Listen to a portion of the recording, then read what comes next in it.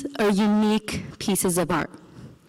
If you look closely at someone, you will see that they're an intricate mosaic of experiences, sayings, values, and attitudes of everyone they have ever met. You are the living memory of everyone who has impacted you. It is a beautiful reminder that even temporary relationships are not futile, because we carry the pieces of those that have affected us. So, our mosaics are constantly growing, evolving, and adapting to our experiences. But as is the truth with any art, there are three main colors: blue, red, and yellow, that combine together to create a painting. In the case of my mosaic, the three experiences that I'm about to share with you have been the three primary colors through which I have grown and learned. These points: my perception of others, my perception of my culture, and my perception of myself, combine together to create my work of art. Blue. The first primary color or experience that brings depth to my mosaic is how I developed a positive perception of others. When I was 5 years old, I didn't know a single word of English. Confined to the safe haven of my house, my four walls became my sanctuary, or the shelter that I hid behind so I wouldn't have to confront the neighborhood kids and talk to them. But that all changed when this girl with stars in her eyes and a grin that can make anyone smile knocked on my front door. Betty didn't mind our language barrier. She spoke fluently in English, rambling about whatever came to mind, and I listened to this foreign language in awe, responding back in Tamil about a completely unrelated topic. And she listened. Although, at first, we couldn't understand each other, we bathed in the comfort and love of each other's company. Through the elaborate movement of our hands and joined fingers, we created our own language. Betty became my true blue, my best and most loyal friend. She taught me that commonality isn't what forms friendships, but kind words, non-judgmental actions, and a willingness to interact. She impacted my sense of how I see the world and taught me to take a chance on others and embrace others. So I no longer feel the need to hide within any confined shelters. I'm ready to run outside and bask in the comfort of the open blue skies. Red. My next primary color or experience is how I developed a positive perception of my culture, which carries me through my celebrations, my friendships, and my communities. Just recently, I completed my Arangetram, which is a 3-hour solo Bharatanatyam, or Indian classical dance performance, on this very stage, actually, in front of about a few hundred people. However, I wasn't always so open about sharing my culture or being proud of where I've come from. The trademark red bindi and red kumkumam that my mom, adorns herself with made me squirm. The illustrious kurtis that she wore to pick me up and drop me off at my extracurriculars frustrated me. Amma, couldn't you please wear jeans and a shirt just like everyone else? I implored. But my mom always told me that a kurti is what she feels most beautiful in. So, why shouldn't she wear that? She taught me to embrace the beauty of our culture. She was never ashamed of being herself. That idea of confidence took root in my mind. When I was younger, I performed a Bharatanatyam piece in front of all my classmates in a talent show. And now that anxiety was like nothing I had ever experienced. The costumes sat on me like lead, and the jewelry decorating my neck and hands felt heavy. I felt uncomfortable performing in front of a group of people that may or may not know this dance's cultural significance or its importance. But as soon as the music started and I started to dance, I felt in control in that piece.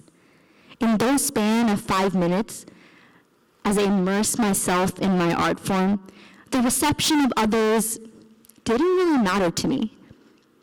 I realized that there's no possible way to please everyone we ever meet. So it is important to please the one person who'll always be there, ourselves. That realization carried me through my dance journey, serving as a beacon of light anytime I weathered any insecurity toward my culture. Understanding the strength of my Amma and knowing the rich heritage of beauty of where I've come from has led me to understand the profound stories of my ancestors. As we are bonded through by blood, the thread of our bloodline seeps into the seams of my mosaic, connecting the pieces of myself stronger than ever before. Yellow.